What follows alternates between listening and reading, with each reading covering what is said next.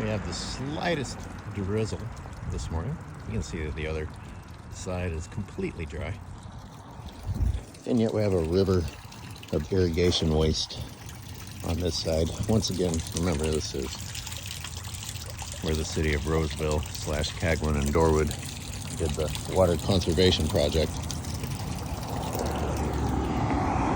River of waste all the way up the street. Again.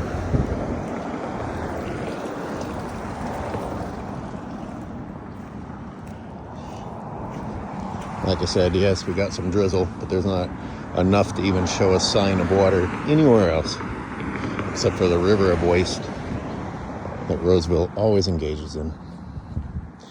It's really not much of a mystery. I mean,